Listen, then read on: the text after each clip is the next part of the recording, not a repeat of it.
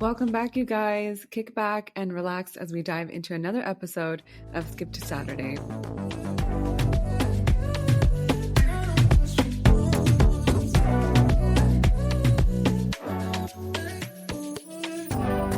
Hello, everyone. I hope you all are having a wonderful week so far. In today's episode, I'm going to cover men's mental health, and I've got a very special guest who's going to be joining me in a bit. My goal is to dedicate one episode each season, God willing, to men's mental health, to bring as much awareness as I can about men and their inner struggles.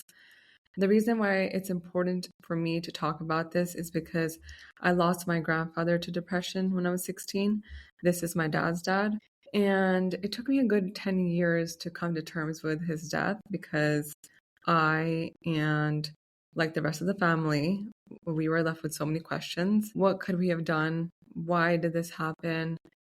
Were there other signs before it got really, really bad that we could have picked up on and gotten help sooner? Stuff like that. I remember for a while, I wished I could have saved him.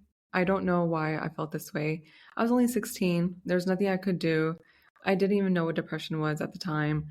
I didn't know what the symptoms were. The word depressed and depression were really novel to me. There's like a huge part of me that felt like this could have been avoided, and that made me feel guilty. And it took me a long time to really accept his death. And when I did, I began to pay closer attention to men, their behaviors, and how they handle heavy issues. And what I noticed was that most of the time they weren't discussing their problems. I think there's that difference between men and women. Women tend to share their feelings, and men let their emotions build up out of fear of judgment. Men, at the end of the day, are human too. They carry struggles, but they suppress them. They have burdens like we do, and they just feel like they have to handle that on their own. And it does break my heart because I don't believe it should be that way. And there's a lot of other factors that come into play here, like, seeking help will make them feel ashamed or weak.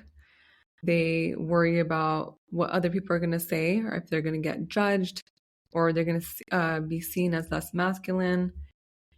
And then there's also a strong possibility if they open up about their struggles, they'll be seen as inadequate or a failure. And then there's also the expectation that they always have to be strong, stoic, and self-sufficient.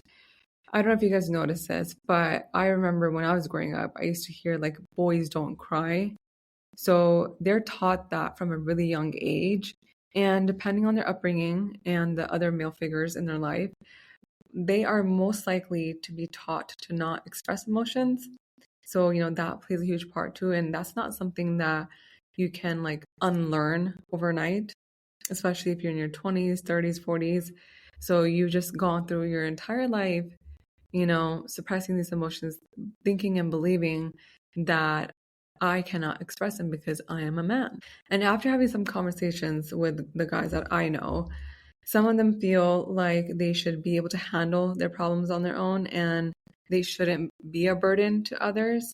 I personally believe that it doesn't matter if you're a guy or a girl, you should not ever have to suffer in silence. One thing that I do know is that even though men's depression doesn't differ to a woman's depression, there are some symptoms that are more common in men than in women, like sudden anger, increased loss of control, risk-taking, aggression, and they're also more likely to turn to alcohol and drugs to cope with the depression rather than talking about it. And I think we can all agree on that this is not the proper way to cope with what we're struggling with, because you're not getting to the root of the problem. It's just being masked, and it's very destructive. We can all find so many different ways to avoid dealing with how we really feel, but eventually that temporary escape that we're using is going to catch up with us. It's like putting a Band-Aid on a wound that needs more care. So the bottom line is, yes, facing our feelings is really tough sometimes, but it's the only way to truly move forward because true healing is going to require us to confront our issues head on and to seek healthier alternatives. As I've gotten older, I've realized that the world is not soft when it comes to men and their mental health or their vulnerability. I'm hoping that we can change that.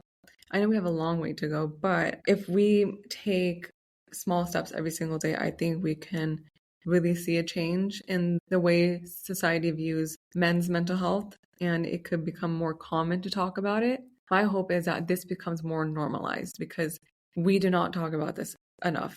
So, in a way, this episode is dedicated to my grandfather and to all the men who have lost their lives to depression and those who are currently struggling with it.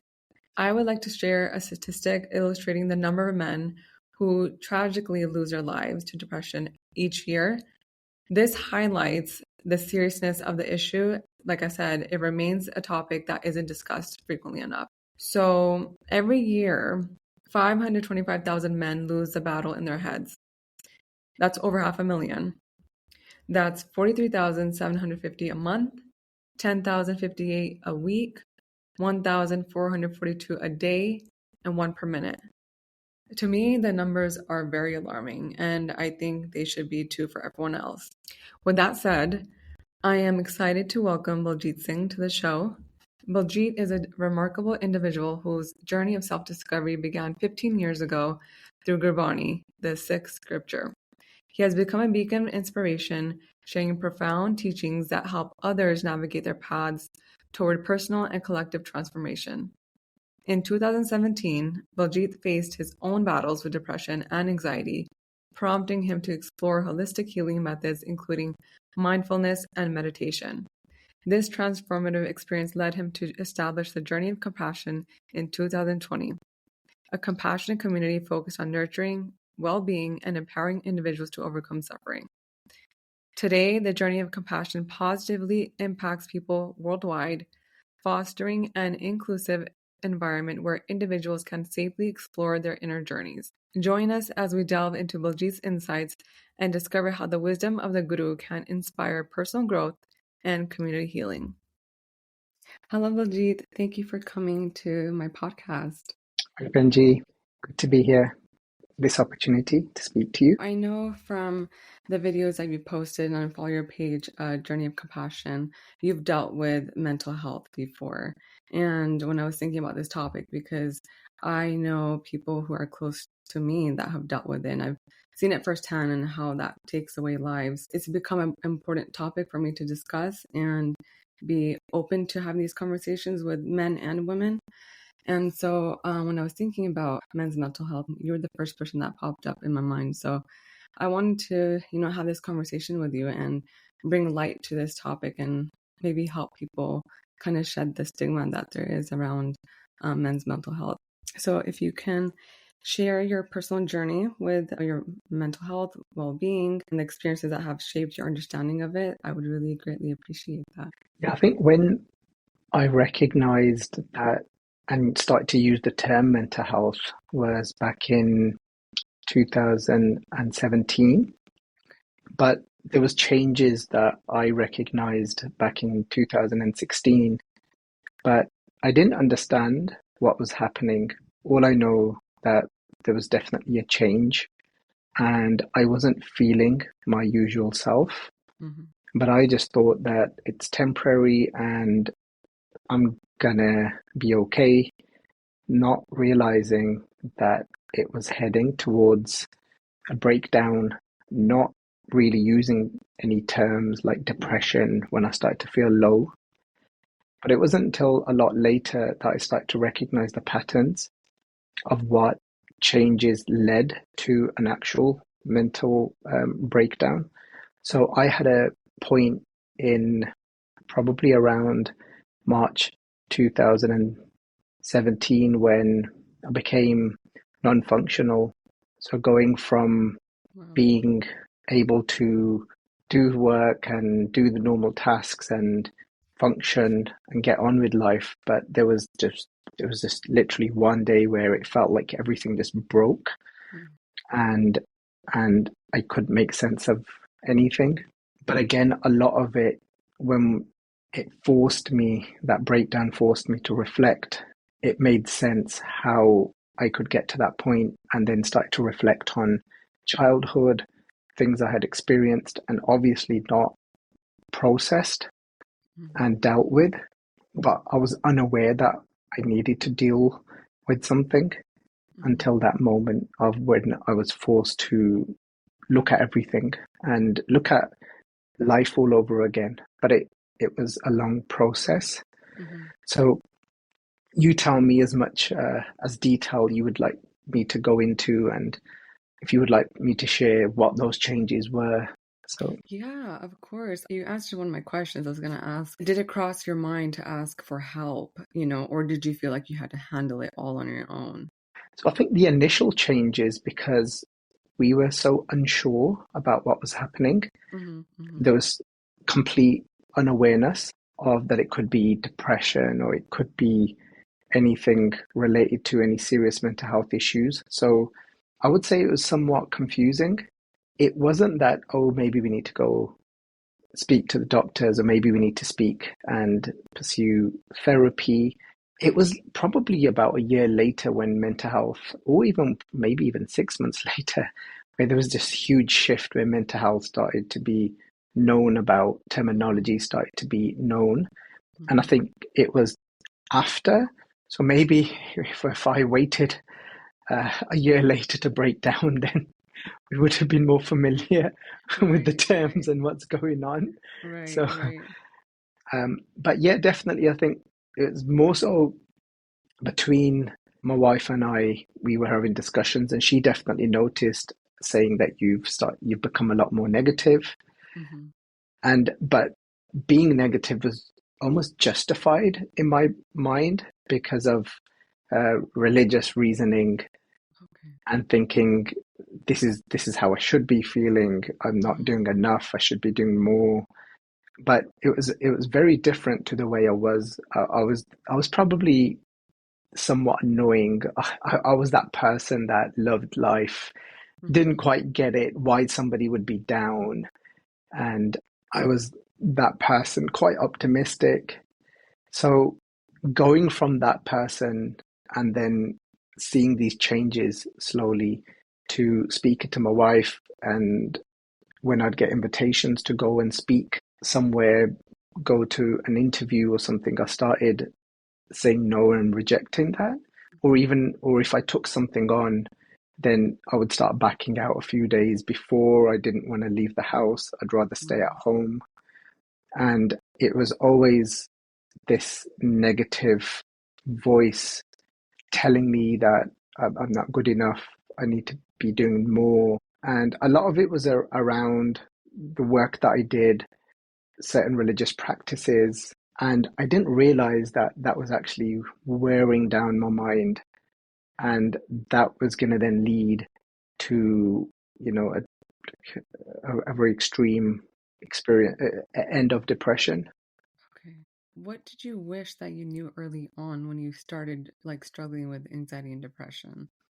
To be have the awareness to be able to get the right support, Mm-hmm. and not just support, but knowing what precautions that could be taken before getting to that point Mm-hmm. of a breakdown to that extent of becoming non-functional, not being able to, having to almost rebuild myself. So knowing very specific practices that do aid you and support you in your well-being, that will help you from not getting to that point.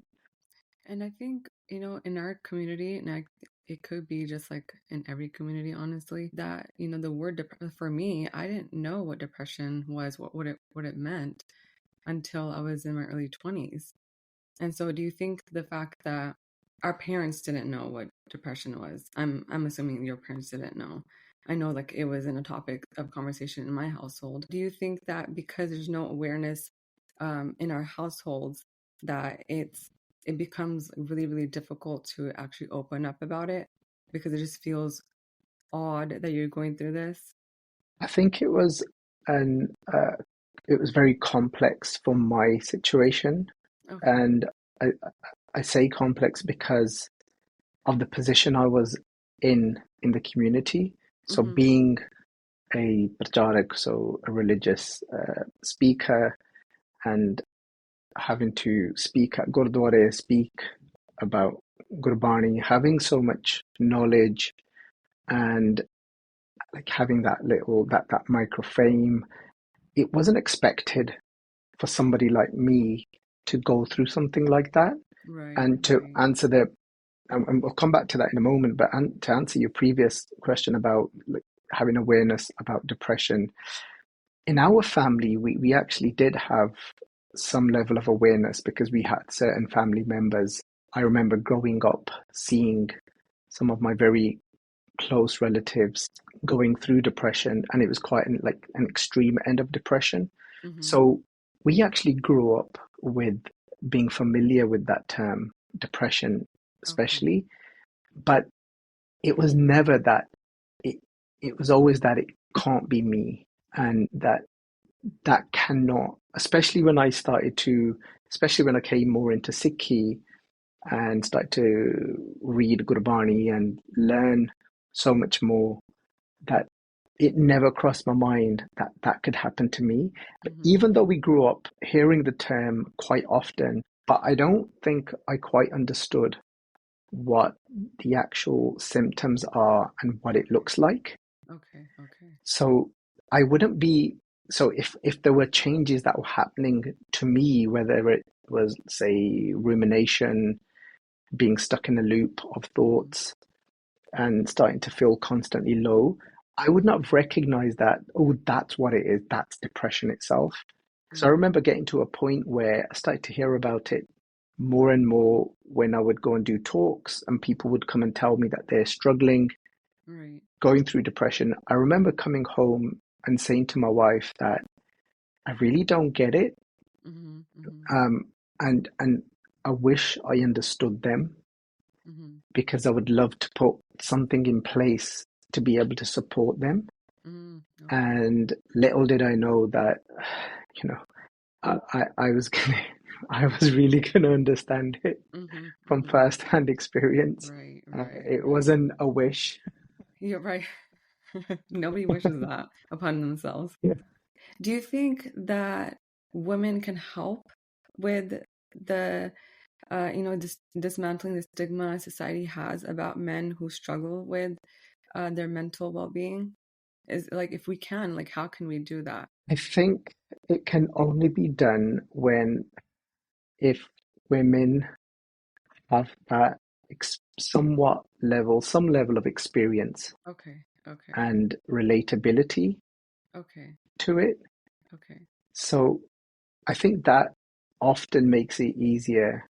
And or even if somebody takes that time to try and understand more about it. And Mm-hmm. I think most of the time, I think what happens is that women are often forced to understand it because their partner or someone starts to go through bouts of depression or whether it be anxiety. And initially, I think it's quite a shock and it's Mm-hmm. difficult. Mm-hmm. Mm-hmm. And I think the more they get to and learn about it, the more they, for example, with my own personal experience, it wasn't until my wife, she tried to support me as much as she possibly could. Mm-hmm. But it was so alien and it was such a shock because it was so unexpected. So for her, she tried to put as much in place to Mm-hmm. support me, but to understand at a deeper level what I was possibly experiencing and going through was really difficult until she had a little bout herself Mm-hmm. during our third pregnancy, Mm-hmm. and she went through hyperemesis, which is like severe sickness during pregnancy. And when she experienced it herself, it gave her a completely different view on what I Mm-hmm. was possibly going through. And I Okay. remember her saying, like, oh, wow, now I get it. Right, And right. and I remember her saying one thing to me which has always stuck with me. And Mm-hmm. and what she said to me at that time was, she said, "You're really brave that Mm-hmm. you've been experiencing this for so long. You've Right. been going through this for so many years, Mm-hmm. but you still keep showing up and you're still battling through this." Because when she started to come through after a few months of experiencing mental health struggles, she was like, I was ready to give up, like within those few months. And she said, and I didn't ever look at it like that, Right, that right. I never thought, because when you experience anxiety, you don't see yourself as being strong. Yeah, You actually see yourself as being the opposite. yeah. So, and she saw it from a completely different perspective at that moment. She was like, well, for example, somebody that doesn't experience any form of anxiety, Mm-hmm. they can jump out of their bed unless they're tired, right? And Yeah, but generally, like, there's no thoughts. Oh my God, this is going to be difficult. They, yes. they, they can jump out of bed, get on with life. But for the other person, getting out of bed could be climbing a mountain. Right, right. So imagine that for somebody that it's equivalent to climbing a mountain, and they are still somehow managing to show up, Mm-hmm. get out of bed, and and doing life. When you've had a little taste of it, you get to appreciate, oh wow, like there's so much strength in you continuing to show up. It gave her a completely different perspective. Okay. How do you think compassion shows up? Because I know you said that, it's a little harder in a way to relate to someone if you haven't gone through it, but how can we show up with compassion? Like, what can we do? What are the things that we can say or do to help the person that is struggling with this? So the first thing is, I always like to define and break down to try and understand what compassion is. Okay. And compassion, generally, when there's a level of feeling empathy towards somebody when you may not fully understand what they're going through, but when you see somebody suffering, Mm-hmm. there's like a level of pain within you, and Okay. where you can almost feel what you can feel their pain, Mm-hmm. but it doesn't mean you totally get what they are going through or what's happening to them. Yeah. But and then compassion is a level, I would say, call it above or another step forward. And compassion is when you see somebody suffering, Mm-hmm. and then you have this wish, this natural wish inside of you for them to be free from their Mm-hmm. suffering, Mm-hmm. but for their sake, Mm-hmm. not because of your own reasons, Yeah. not because now life has become difficult for you. It's because you really feel for them and you want them to be free from that. You're right. And compassion is at heart of life. I And even agree. if we look at the way creation has been made, there's creation can only exist if there's duality. Mm-hmm. And duality is that there's two of everything that makes up life. So if there's birth, there's death. And so if there's suffering, then there has to be something that like an anecdote or something that is the opposite to suffering. And the opposite to suffering is compassion. Mm-hmm. And these are the two things that work together. So Mm-hmm. whenever there is suffering, Mm-hmm. it's not even that, should there be compassion there? Like, it's a requirement, Mm-hmm. and because that's how life works. So to take any form of suffering away, there's got to be compassion present Right. from somewhere, Right. whether it's from someone or whether you find it within yourself towards your own suffering. So compassion is key for it to come from somewhere. What happens is a lot of people become desperate in you getting better, but it's because it's changed their life so much. So Right. they want you to get better out of the desperation of how it's altered their life. So and I know it's really difficult, and often within that there's this frustration Mm-hmm. and Mm-hmm. desperation. But what's really needed in that time is compassion. So I Right. feel that if somebody, a loved one, has a breakdown of some Mhm. form, or there's been a big change, I would say the loved one, the people around them, the support network, be it the partner, needs some form of, then at that time, whether it's therapy, whether it's like my wife went through CBT to understand what was happening to me, to process her emotions, Okay. but they need something. Okay. If it's not there naturally, and they are kind of indifferent to it, Mhm. and don't can't connect to it, Mhm. and don't understand it, like they will need something or someone to help them process it and understand it, Right. so that if they don't, like I said, of course you don't want them to go through it to be able to understand it, but they if they can make sense of it through somebody, through something, then they can genuinely show up with compassion. Right. Because Right. often I don't feel that compassion is a click of a finger. Some people generally are in touch with it more than others, Okay. because it's like building a muscle, and some people will naturally be more emotional, sensitive, Right. more in touch Right. with empathy and compassion. But say if Mhm. you're not, then in that moment, it I would say then it needs to be cultivated. Mhm. How would you navigate a conversation with someone who does not understand it? Like, let's say if you were to open up to a parent, let's say that's the only person that you're close to and they don't understand it and you're struggling. So, how would you navigate that conversation? Navigate it from the person that is struggling, that is Struggling. trying to explain it to somebody. Yeah. Yeah. I think one of the biggest things is that we don't always need for somebody to give us advice, Okay. and we're not always looking for a solution. I've met many people like that too. They learn all the best things that will help somebody, to have a more balanced, to have more of a balanced mental well-being, Mhm.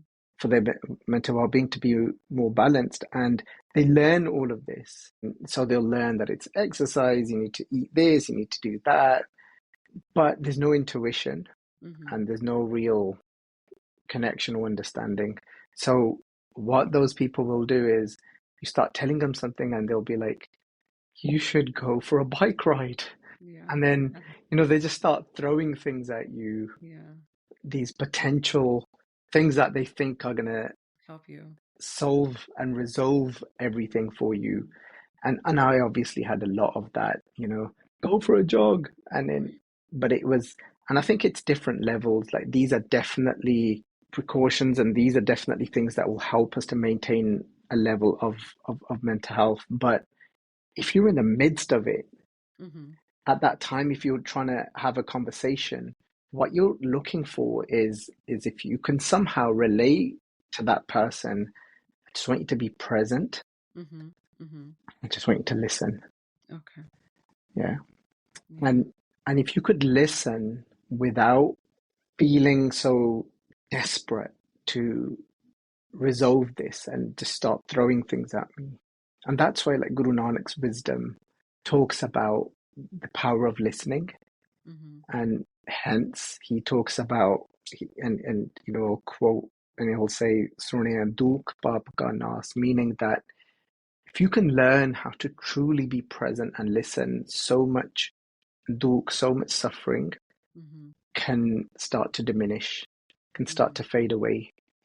But so if somebody can just be present, just take a breath Mhm. and really just be present and listen, that in of itself can be so soothing Right. at, Right. as a first step. I like that. So the next question I have for you is what barriers do you think men face when they're trying to seek help for mental health issues? I, Again, if I personalize it, and then we can look at it generically as Yeah. well, Yeah. is, for me, when I got to the point where I thought, okay, now, well, yeah, for me it was like too late. I was in the midst of it, so it was like in emergency breakdown. Mm, When I tried to then speak about it again, because of my position within the Sikh community, it was like, oh no, no, no, don't expose this, don't talk about mm, this, because mhm, it's going to look bad mhm. on the Right. community, on the religion. So there was this perspective that I need to stay hush, I need to stay quiet, Mhm, and it's gonna be a bad light. So there was a lot of this unauthenticity, mhm. and then there was a lot of suppression, which makes it worse. Worse, yeah. Um, and then generally, like obviously the stats show that why men struggle more in regard to where they get to a point of where they reach a point of overwhelm and they think there are no options now Mhm, mhm. is because of this the lack of communication. Okay. and and that could and that obviously comes down to the way we've evolved Mhm, as mhm, people, as humans, and generally we're having that role where men felt like the providers, the protectors. And so, and what happens is we will talk about, well, within our faith, it's about equality, and we look at everybody the same. But what we don't generally look at is, well, how have we evolved as human beings, and what is still deep within our, even our genetic makeup and everything else. So because of that pressure and the way men see themselves as mhm, their role in society, no matter what somebody tells them, somehow it's deeply engraved. mhm. And then you don't want to seem as if you're that. You don't want to seem as if you're weak. You don't want to show up as if you're not able to provide. You're not able to protect. And Right. these are things that are naturally ingrained generally within men. Mhm, And hence then that will and then this sense of just soldiering it, marching on, you got this. mhm, And then you just think, you know what, you try and keep going. mhm, mhm.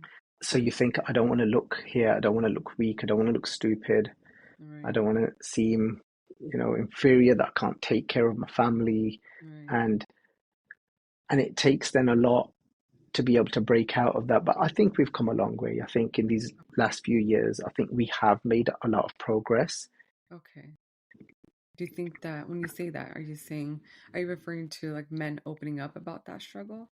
Yes, because I think we're now creating more spaces, Okay. Okay. and we're letting them know that you don't have to get to that point Yeah. of, like I said, the stats show that it's definitely women that struggle more with mental health, Yes.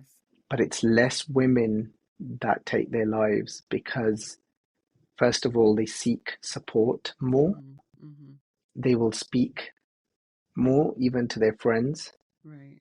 And there's other reasons to why then. And then the other reason again is that whole macho feeling for a man Mhm.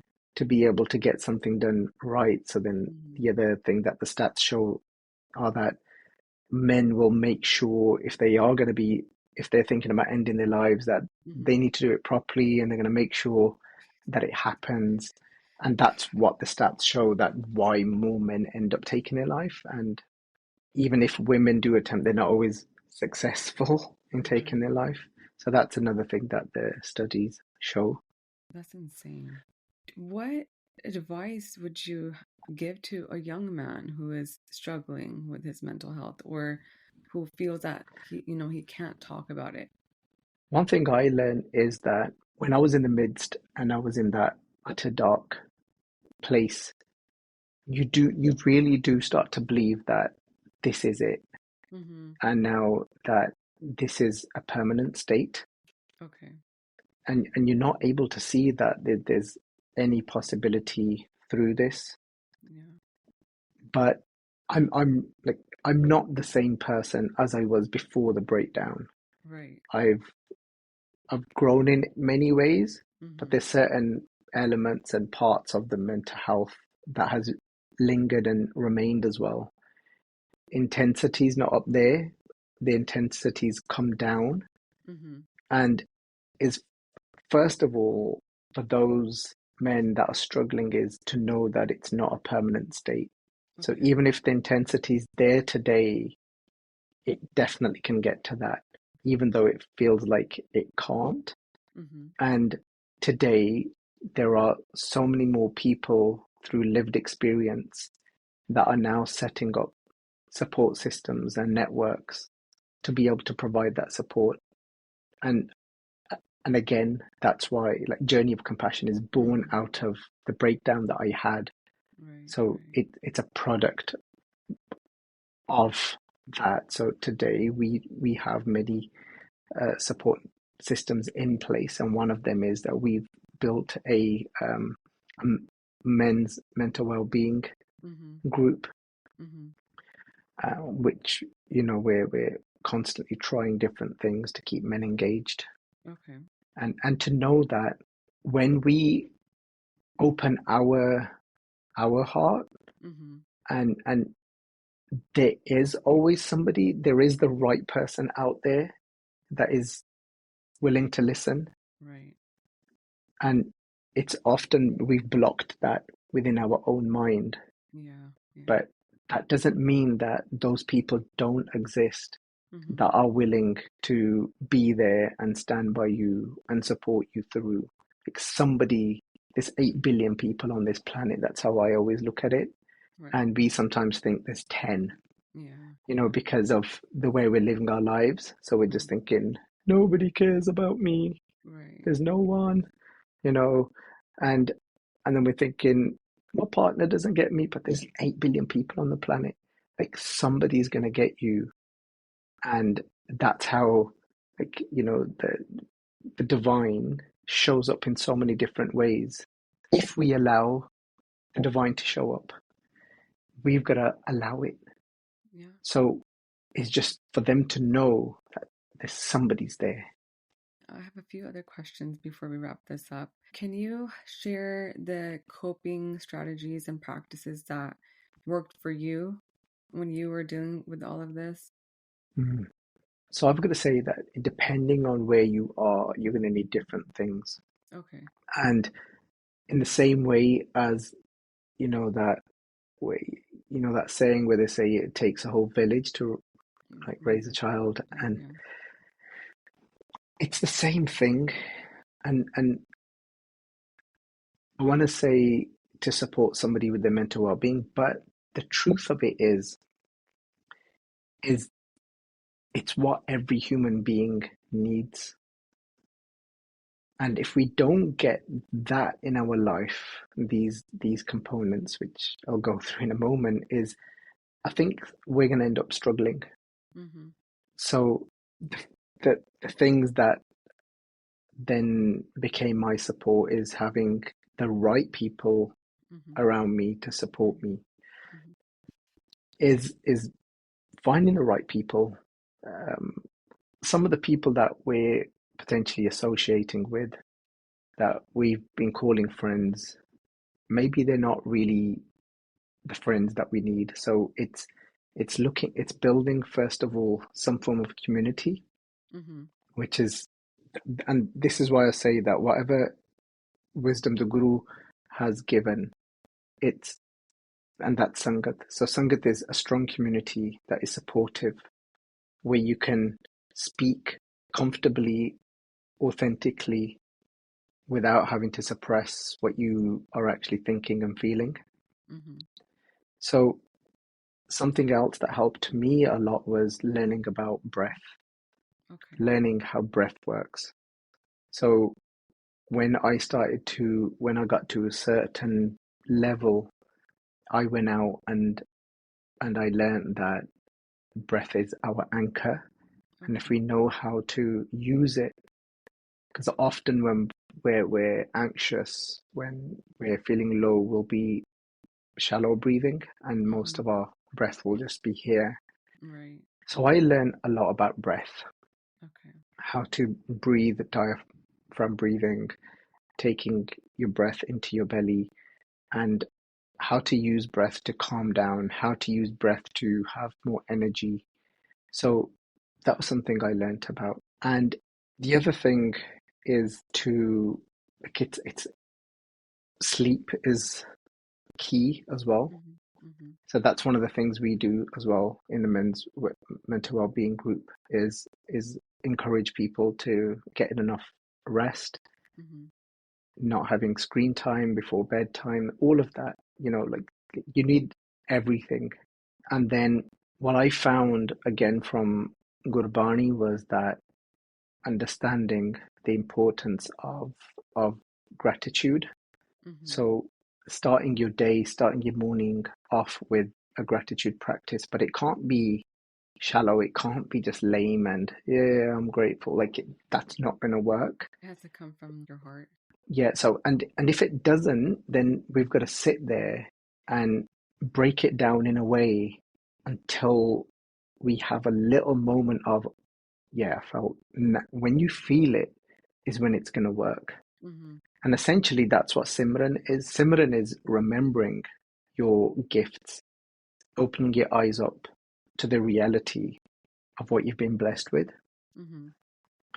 So that's why now that's one of the things that we put together as an organization is a guided gratitude journal that helps you and breaks it down for you step by step of how to get into a state of appreciation Mm-hmm. where you actually feel it. Mm-hmm. So that is key because you can have the best meditation practice in the morning, Mm-hmm. but if you're still not focused on the gifts that the divine has given you, and I always look at why do I feel low, and Mm-hmm. I'll often notice most of the time it's because I've stopped being in an appreciative state and I'm moaning and complaining about something or I'm comparing and I'm feeling unappreciative. So these are some of the key things: so gratitude, breath, community. For your organization, Journey of Compassion, can you expand a little bit on that, just for the listeners, so they know a little bit more about what you guys do, what resources that you guys have within that organization? So one of them, well, like the longest standing project is one of the first projects that we started, something called contemplation Okay. session. So we do that. We've been doing it. It's going to be 4 years this April since Okay. we've been doing that. And that's we jump on Zoom every Sunday, and there's Mm-hmm. a global community, and Mm-hmm. it feels very homely. Mm-hmm. It's been life changing for so many people. So it's literally taking the this timeless wisdom, taking Guru Nanak's wisdom, and it's literally breaking it down, contemplating it in and putting it into today's world Mm-hmm. and helping each other, supporting each other. It's very interactive, it's very light-hearted, and again, it's breaking that sense of feeling isolated, feeling lonely, Mm-hmm. just because people are today on social media doesn't mean that they're connected. Most Mm-hmm. people are even more disconnected.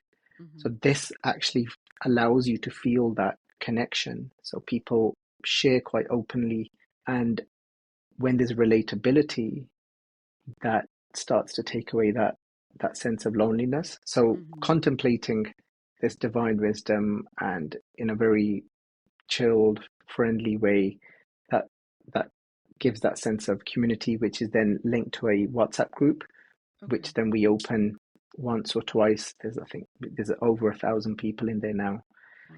and which then we open it a couple of times a week, and then we reflect on the session that we had.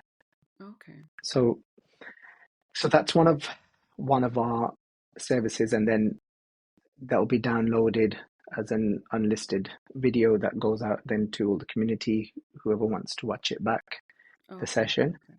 Okay. And so that goes out then in a weekly newsletter as well, Okay. people to be able to watch that session back. And but because we don't put it public, it still feels, it gives you that community feeling, Mm-hmm. Mm-hmm. and people feel more so that it's more of a safe space for them. Right. Right. Right. Yeah. Yeah, you said And earlier that mhm. there's 8 billion people in the world, and sometimes we might feel like there's nobody. So this is probably the perfect place to meet people who are, supportive and can give you guidance and the love that you need to, navigate through something that's so difficult. So if you're listening and it's something that resonates with you, then I would definitely go to Journey of Compassion. They're on Instagram, Journey of Compassion. You can go there. And I believe the website is there as well. So main platforms, yeah, the website where that's where you can sign up for everything. So Okay. that's like we only do everything, all our services, but one are free services. Okay. So Okay. so we have one paid service, which is to have a one-to-one session Right. Right. Right. with myself, and then even that, if somebody's not able to contribute the amount, where Mm-hmm. they just send us an email and we'll do it for whatever cost they are able to do it at, and we'll even do it for free. That's So because amazing. people donate to us, that Right. allows us then to even provide them for free if need Right. be. But that's Right. the only paid service that we've got. Everything Okay. else, so we do a guided meditation.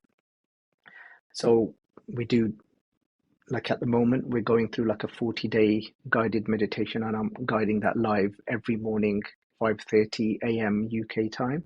Mm-hmm. And again, that's like a global sangha. That's not a conversation. That's literally eyes closed, 1 hour focused meditation with stretches, breath work, chanting, Mm-hmm. contemplating. Mm-hmm. Um, so again, that's another service that has been helping people all over the globe.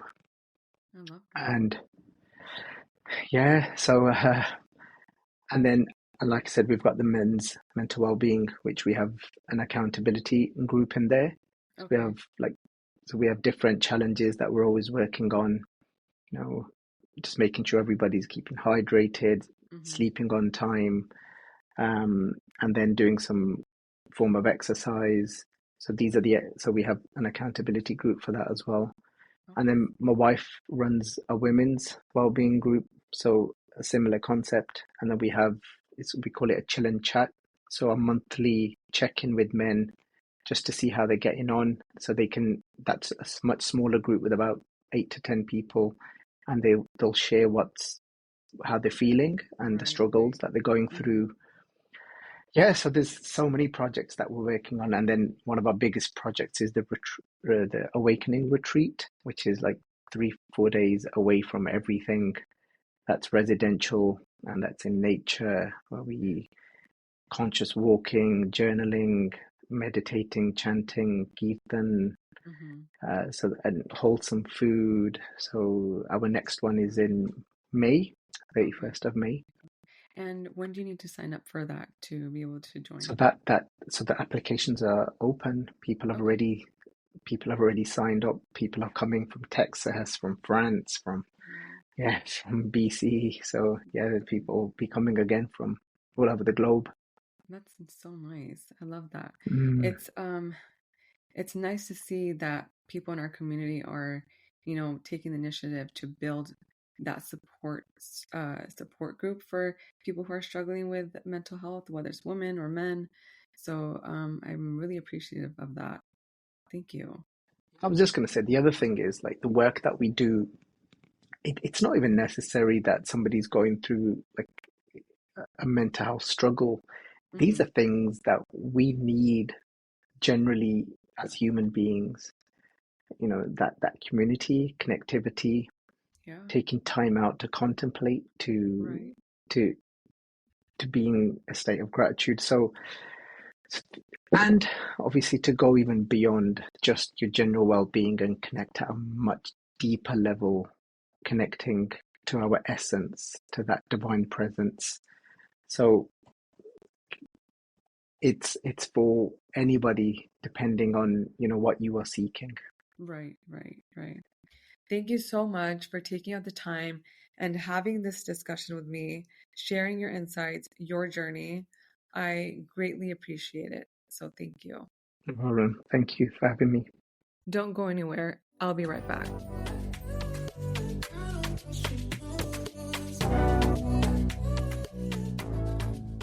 Before I conclude this episode, I just want to emphasize to the men listening that it's okay to not be okay.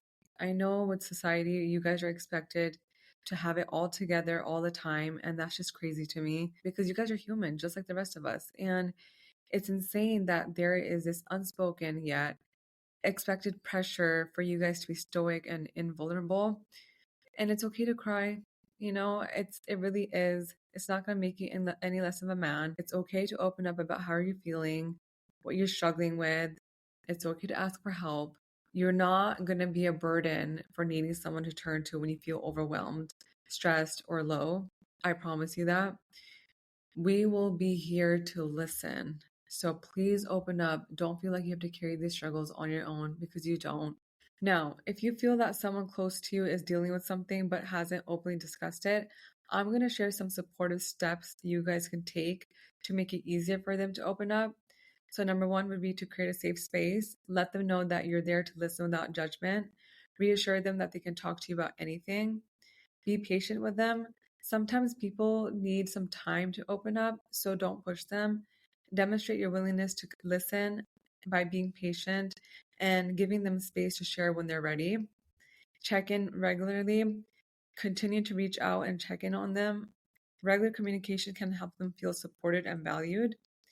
Use open ended questions. Instead of asking direct questions like, "Are you okay?" you might ask, "How have you been feeling lately?" This can encourage them to express their feelings more freely. Observe nonverbal cues. Pay attention to their body language and emotional responses. If they seem withdrawn or anxious, gently acknowledge it by saying something like, "I've noticed you seem a bit down lately. I'm here if you want to talk." Encourage professional help. If they seem overwhelmed, softly suggest that talking to a mental health professional can be beneficial. Offer to help them find resources if they're open to it. I feel like this is a hard one because the minute you acknowledge that you need professional help, you're admitting that things are not right and you're no longer in this bubble where you're telling yourself, like, "I've got it handled," or "I'm handling it," or, "I'm good and I'm just going to soldier through it." So it can be hard seeking professional help, but it's very, very beneficial. Respect their boundaries. If they express that they aren't ready to talk, don't push them. Respect their choice, but let them know that you'll be there when they need you. And then reinforce your support. Remind them that they're not alone and you are there to support them regardless of whether they choose to share or not. I'm going to share a story from someone who took the supportive steps that I had addressed earlier to make it easier for their friend to open up about what they were struggling with. I will never forget the night I held my best friend's quivering body in my apartment entryway. Tears gushed from her eyes as she confessed that the year prior, she had considered taking her own life. I was shocked, upset, and a little bit angry. Why had my friend kept this from me for so long? Why hadn't she asked me for help? When I comforted her and asked her to consider therapy, she told me that she didn't want her family or friends to think that she was weak. For so long, I had witnessed this stigmatizing mindset become a roadblock for my friends and family members who were struggling with their mental health. Ultimately, I knew that my friend had to make the decision to get help on her own accord, but there were some things I did to make that decision easier. I listened. The first step to making my friend feel comfortable accepting help was just to listen. I sat with her as she explained to me the hardships she had endured in the past year and encouraged her to share her story with me. While I didn't understand everything she was going through, the simple act of listening showed my friend that I was invested in her troubles. Listening provided the platform for my friend to open up about her experiences and do some self reflection. While it didn't directly result in my friend seeking help, it created a solid foundation of trust. I let her know that I care.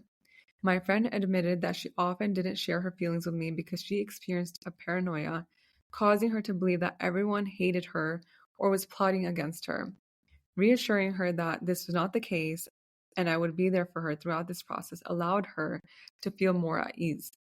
I knew that my friend was experiencing a general dissatisfaction with herself, so I made sure to stress how much I needed her in my life.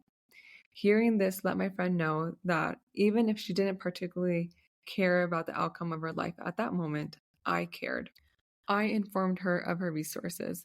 The last thing I wanted to do was make my friend feel cornered or attacked. In order for her to positively receive my recommendations, I knew I had to do my research. I found out where the nearest mental health facilities were located, asked if my friend's insurance plan covered therapy or had the means to pay out of pocket, and, most importantly, offered to be as much or as little involved in the process as she wanted me to be. When she didn't accept my help immediately, I became slightly offended. However, I had to check myself and remember that everyone handles their mental health differently. All I could do was provide them with the resources and offer my support. As much as I wanted to intervene, I knew that pushing a friend who wasn't ready would only make her resent me. I emphasized that there is no shame in getting help. This is so important. A lot of people who deal with mental health disorders refuse help out of shame.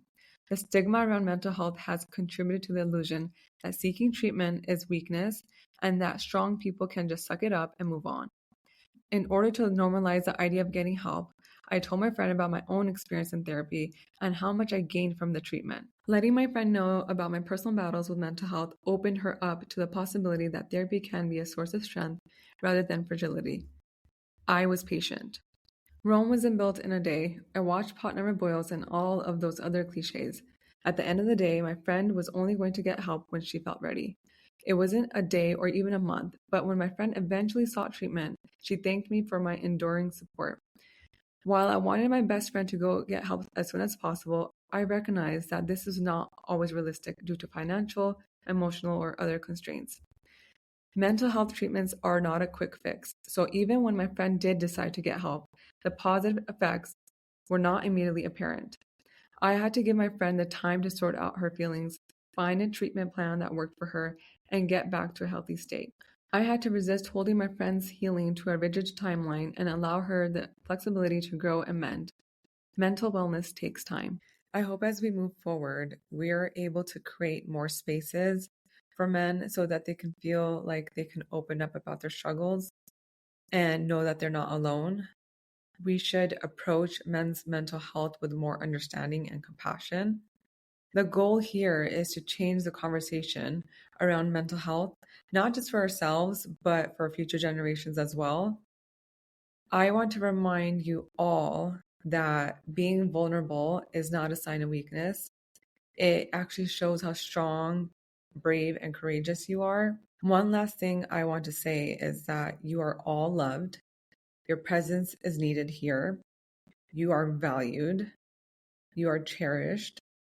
You are loved. You are worthy of a beautiful life. You don't have to tackle everything on your own, okay? I know it's hard to step outside of that mindset, especially when you've been doing it for so long, but I hope you're able to take baby steps and turn to someone who cares and loves you so you can share what you've been struggling with. Because at the end of the day, we want to know, we want to help. We don't want you to struggle to the point where you don't feel like life is worth living anymore. We want you to be happy and thriving and feeling your best self. And like I said before, the people who love you and care about you will be ready to listen when you're ready to share. I promise you that. If you feel like you don't have anyone to turn to, I will have a list of some helpful resources and websites that can provide assistance and guidance. This will be posted on the Skip to Saturday's Instagram page. That's it for today's episode. For now, please take care of yourselves. I hope you have a great day ahead of you or evening, depending on where you are in the world. And I'll see you guys next week.